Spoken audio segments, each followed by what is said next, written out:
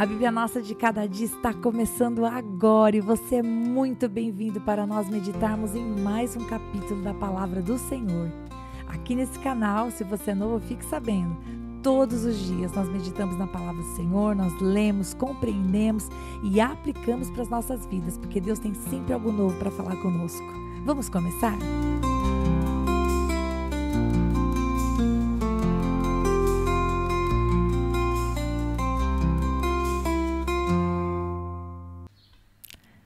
Que bom que você está aqui para nós fazermos uma parada no meio do caminho, porque desde que nós começamos a falar sobre a história de Abraão, no capítulo 12 de Gênesis, eu estava pensando, preciso falar a respeito dos relacionamentos, preciso falar sobre criação de filhos, preciso falar sobre casamento. Só que uma família após a outra, Abraão e Sara, Isaac e Rebeca, eu pensava, não, eu preciso esperar chegar em José. Portanto, chegamos ontem no capítulo 37 de Gênesis. E se você está chegando no canal hoje, entenda, todos os dias nós meditamos em um capítulo da palavra, mas hoje eu preciso parar um pouquinho e voltar com você na história, porque existem algumas coisas que seria muito bom que nós parássemos para meditar. Afinal de contas, a palavra do Senhor, a Bíblia, não é um livro comum que a gente lê rapidinho só para bater a meta. Vamos ler rapidinho para dizer que eu li mais um livro. Não é a respeito de status, de mostrar para os outros o quanto a gente leu. A palavra do Senhor é um livro que é como um remédio. Todos os dias nós lemos e nos cura um pouco. Também é como um espelho, eu já falei isso aqui no canal. A gente lê a palavra e a gente se enxerga na palavra. A palavra de Deus, inclusive, nos ajuda a ver melhor.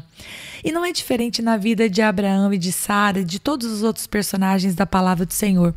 Porque quando você e eu nós lemos a palavra, nós percebemos que o Senhor, ele não escondeu os erros dos homens de Deus.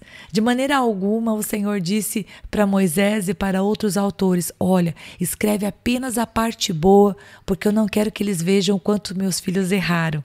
Ao contrário, o Senhor Deus permitiu que fosse relatado na palavra do Senhor todos os erros e falhas, todas as vezes que o coração titubeou, todas as vezes que faltou fé, todas as vezes que houve medo e desespero. E honestamente eu acredito que a razão disso é que o Senhor quis deixar registrado o quê? Tudo o que aconteceu de bom, tudo aquilo que deu certo, o milagre, a provisão, sempre foi o Senhor Deus com o seu amor, fazendo acontecer, realizando milagres, com sua misericórdia, indo à frente dos homens de Deus, assim como Ele vai nas nossas vidas e fazendo o impossível. Até mesmo para nos mostrar que assim como Deus foi com essas pessoas, tão falhas, Ele também é conosco, que somos tão falhos.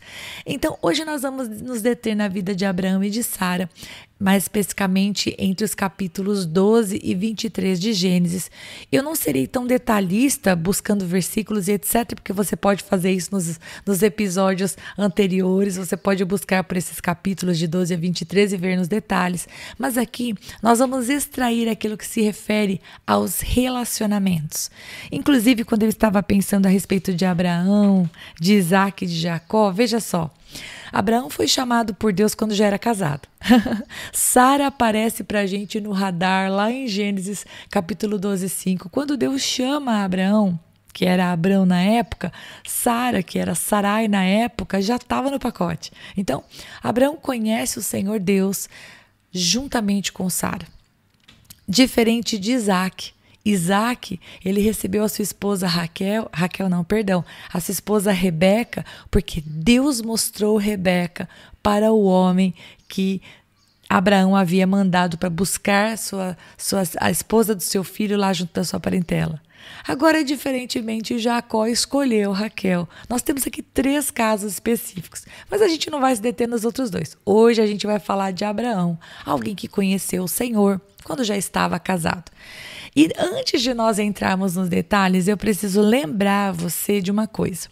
Quando nós começamos a estudar Gênesis, eu falei em um dos episódios, olha, não vamos cometer um anacronismo. E essa palavra difícil, ela nada mais significa do que a gente querer julgar situações e fatos de um outro tempo de acordo com a nossa visão atual. Não é justo, você concorda?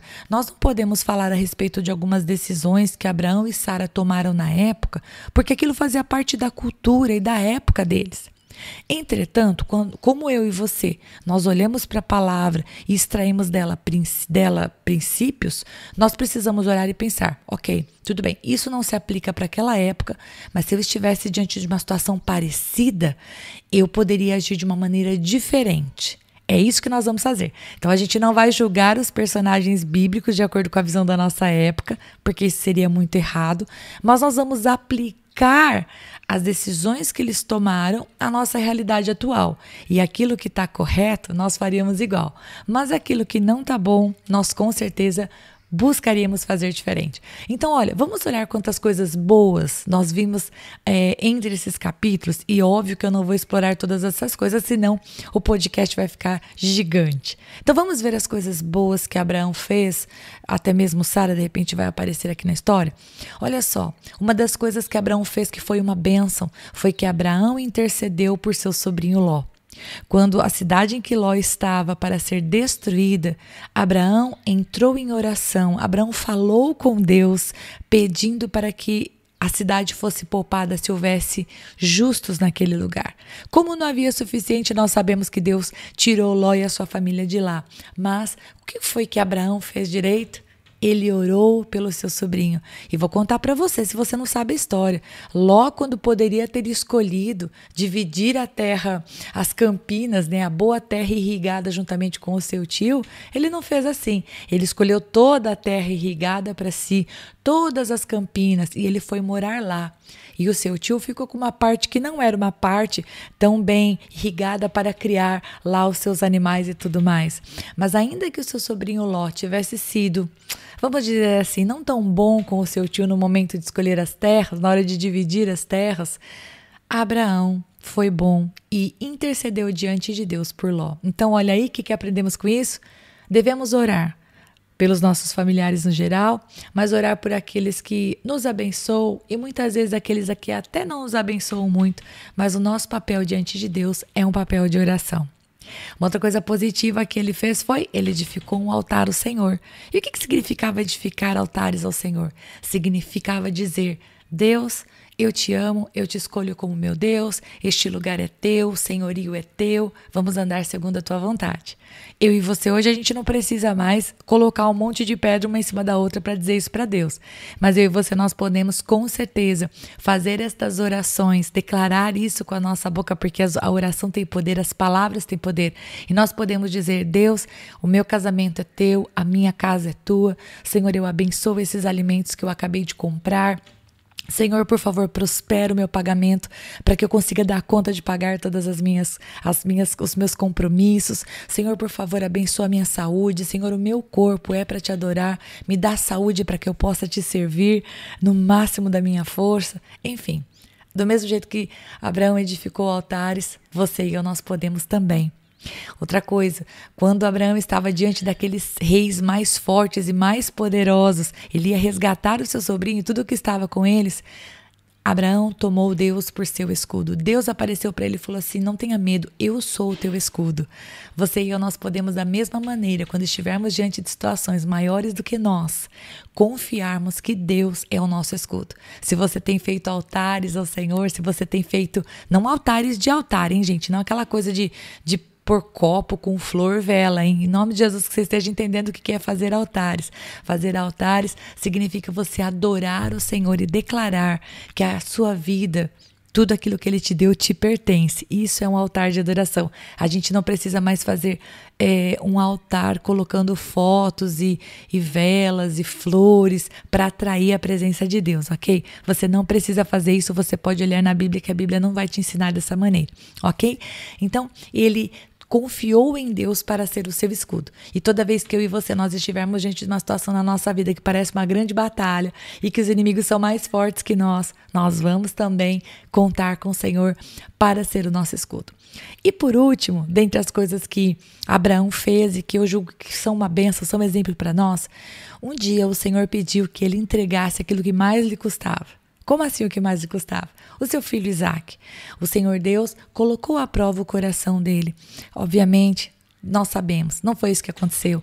Deus apenas queria saber onde estava o coração dele, se o coração dele estava realmente no filho da promessa, ou se Deus ainda continuava sendo o primeiro no coração dele. E nós sabemos que sim. A palavra do Senhor vai dizer que Abraão sabia que Deus ele era capaz de ressuscitar Isaque, se assim fosse necessário. Em que aplicamos isso para nós? Talvez exista na nossa vida algo que seja muito importante. E ainda que isso seja muito importante, não tem problema nós considerarmos as coisas da nossa vida importantes, nós precisamos tomar cuidado para que nenhuma delas tome o lugar de Deus na nossa vida. Tudo aquilo que a gente idolatra, tudo aquilo que a gente coloca em primeiro lugar, a gente tende a realmente adorar e girar a nossa vida em torno disso. Então, o nosso marido, o nosso casamento, por mais que seja uma bênção, não pode ser o nosso ídolo.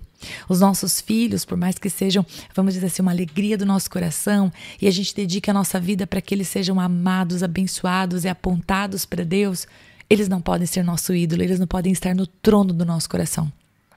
E quando é o nosso emprego, o nosso carro, tantas coisas, quando é que a gente percebe que uma coisa está tomando o trono do nosso coração? Quando qualquer situação em relação a essa situação muda o nosso humor. Então, por exemplo, se eu tivesse uma briga com o meu esposo, isso me faria deixar de orar?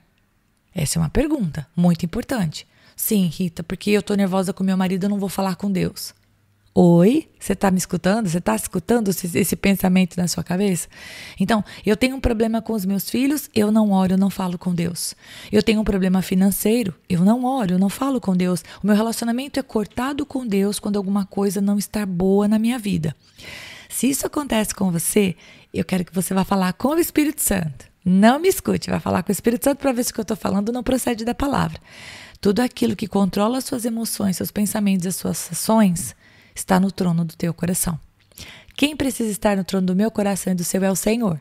Então, se isso acontecer, se ele estiver no trono do seu coração, ainda que você tenha um problema com seu esposo, com seu filho, com a sua saúde, com as suas finanças, os seus olhos estão em Deus. E você vai continuar orando pela situação e falando com Deus e buscando o conserto. Então, um momento de avaliação, ok? Veja quem é que está sentado no trono do seu coração. Agora, vamos pensar nas coisas que ele fez que não foram boas.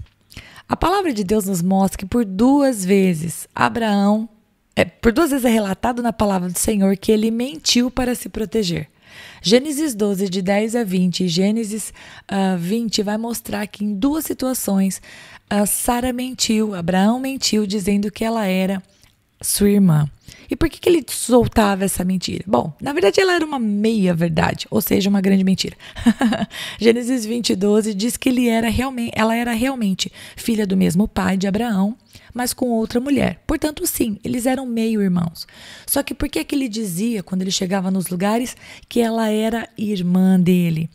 Porque ele tinha medo de ser morto por causa da beleza dela. Então ele pensava, se eu chegar num lugar e eu disser que ela é minha irmã, eles vão me honrar por causa da beleza dela. Agora, se eu chegar e disser que ela é minha esposa, eles vão me matar para ficar com ela. Só que qual que é o problema disso? O que motivava a mentira dele? O medo. O medo de ser morto. Só que veja, de igual modo, se eles fossem matar ele para ficar com a esposa dele, seria ruim. Ou seja, a mentira era realmente só para proteger ele. Nós vimos na palavra do Senhor que se Deus não tivesse entrado com uma intervenção, Sara teria sido tomada por esposa por outro homem. Ela teria ido morar lá no harém do outro moço. E Abraão estava lá, simplesmente disposto a abrir mão da sua esposa só para continuar vivo.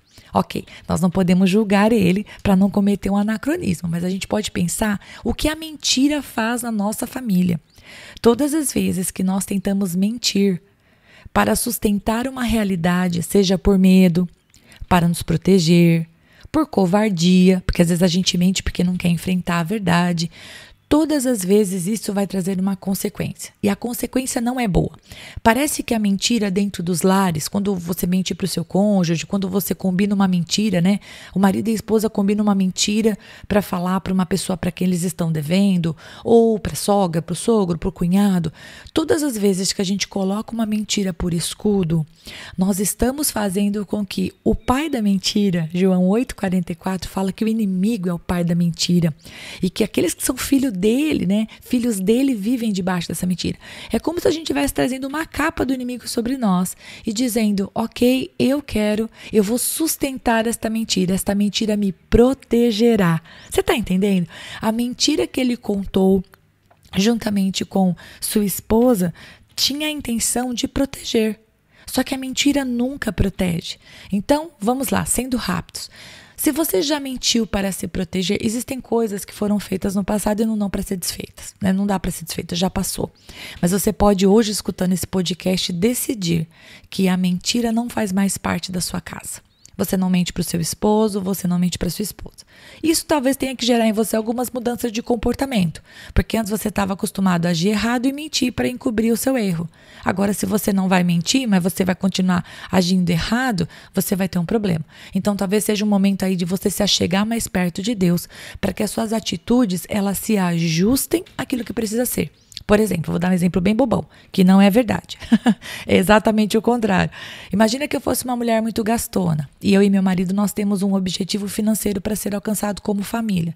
Se eu fico gastando com coisas que não devem, se eu fico gastando com supérfluos, se eu fico gastando sem fazer um planejamento junto com ele, eu vou ter que esconder esse gasto. Vou ter que esconder a fatura do cartão, vou ter que gastar dinheiro para ele não ver que eu tô gastando. Mas você entende? Eu estou mentindo. Eu estou omitindo uma informação. A gente não está caminhando junto no mesmo alvo. Ou seja, isso vai dar um problema. Então eu vou precisar ajustar o meu comportamento. Eu tenho que parar de gastar de maneira absurda, de maneira desmedida, de maneira sem planejamento. Então assim, eu não vou mais mentir ou omitir para poder continuar gastando nas costas do meu marido. Ao contrário, eu vou precisar parar de gastar para que eu não tenha que mentir. Entenderam? Isso não é verdade, viu, gente? Eu não sou gastona, quem me conhece sabe.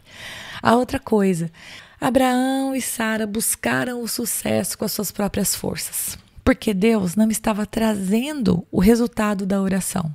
Não vamos julgar Sara. Sara queria ter um filho, mas ela não conseguia conceber. E Abraão já tinha recebido a promessa de que ele iria ser uma grande nação, uma multidão. Só que o que acontece? No capítulo 16, do versículo 1 até o versículo 14, a gente vai ver Sara e Abraão tomando uma decisão. Sem consultar a Deus, sem buscar ao Senhor, sem se separar para falar com Deus, ela faz uma coisa lícita. Ela pega a sua serva e dá para Abraão. Tudo bem? Tudo bem. Era ilícito? Não, era um costume do povo. Quando a mulher era estéril, a serva lhe dava filhos para o marido. Só que não foi isso que Deus mandou fazer. E se Deus tinha dado uma promessa, Deus também dá o como. Deus dá as condições. A direção de Deus nunca é um negócio solto, porque Deus não é desorganizado. Desorganizados somos nós. Deus, ele conhece o tempo e o modo. Se a gente perguntar e tiver paciência de esperar, porque a gente vive naquela pressa de querer resultados, e eu não estou nem falando deles, estou falando de nós mesmos, né? Eles esperaram a promessa por muito tempo, não foi um tempo fácil. Então eles resolveram tomar a sua decisão. Resultado disso, queridos, uma nação se formou a partir de Ismael, o filho que Abraão teve com Agar, que trouxe dificuldades a pequeno, médio e longo prazo. Em outras palavras, tudo que Deus nos manda fazer prospera, mesmo que no meio das lutas. Agora, tudo que Deus não nos manda fazer, ainda que seja bem sucedido, vai trazer dor de cabeça. Eu te aconselharia a voltar esse áudio e escutar essa última frase de novo. Realmente, se você tem uma direção de Deus, não estou julgando ele, estou falando de mim e de você. Se Deus disse para você alguma coisa, pergunte para Deus a cada passo o que fazer. Não meta os pés pelas mãos, ainda que você vá fazer uma coisa lícita. Ore ao Senhor perguntando se este é o caminho, porque você pode estar entrando num buraco que vai trazer situações terríveis para a sua família de uma maneira geral. Outra coisa, não duvide daquilo que Deus falar por você. Para você, ok? Se Deus te deu uma direção, se Deus falou com você na palavra, pelo Espírito Santo, usando um profeta, não duvide, ok?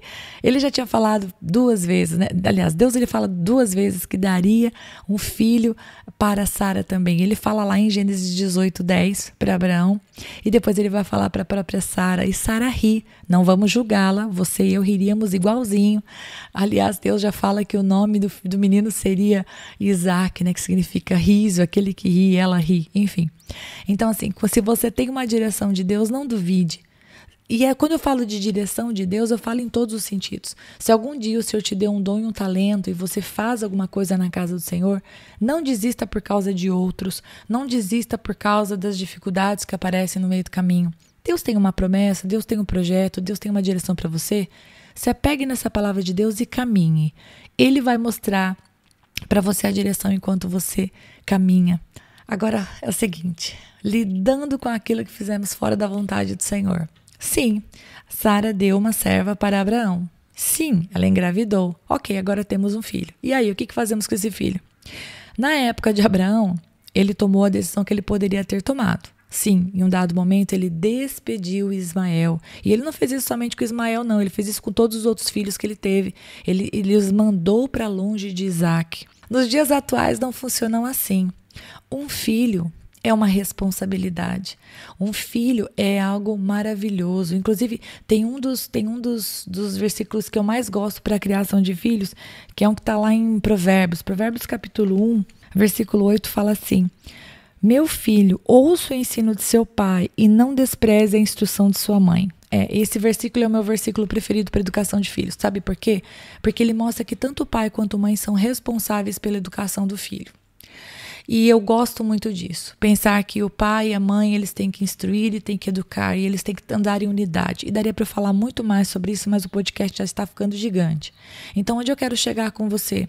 Se você teve um filho e infelizmente, uma filha, e infelizmente você se separou da primeira esposa, esse filho está longe, ou você está criando esse filho sozinho, ok, não é a condição perfeita. Deus gostaria que estivesse o pai e a mãe junto, mas não estão.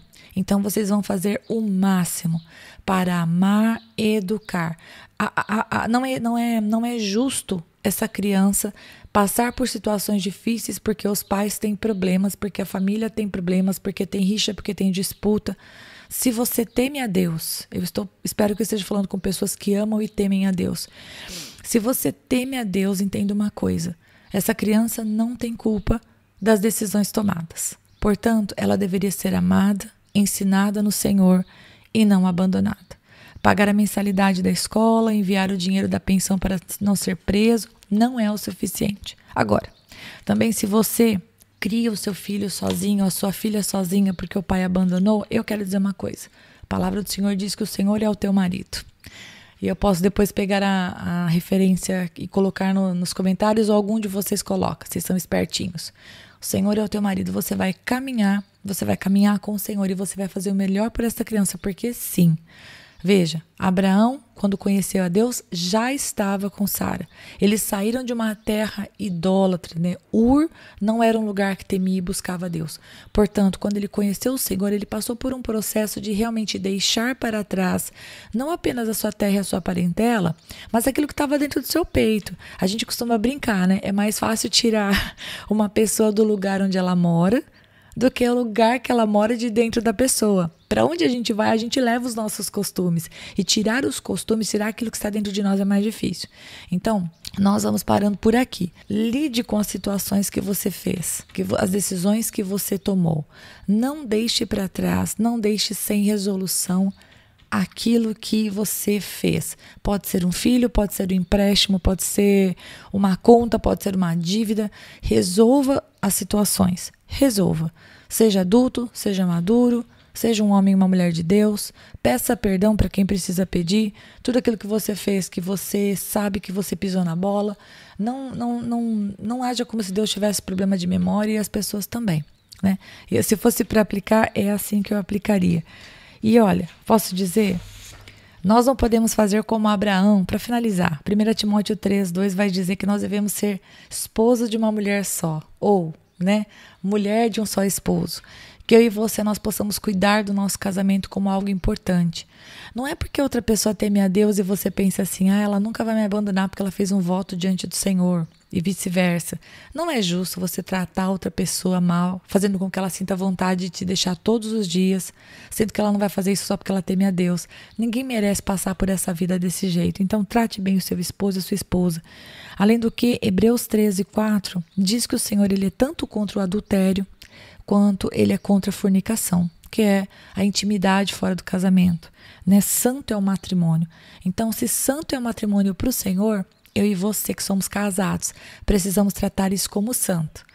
Porque estamos falando de Abraão. Quando estivermos falando a respeito de Jacó, a gente fala sobre escolher o parceiro. Mas agora a gente vai falar como se já estivesse casado e não tendo escolha, vamos dizer assim. Estamos lá e vamos agora cuidar daquilo, cuidar da pessoa que está do nosso lado, do nosso casamento, da nossa união e dos nossos filhos. Combinado? Deus abençoe muito você. Comenta aqui para mim abaixo se você tem alguma coisa para acrescentar desse podcast e se Deus falou no seu coração de alguma maneira. Deus abençoe.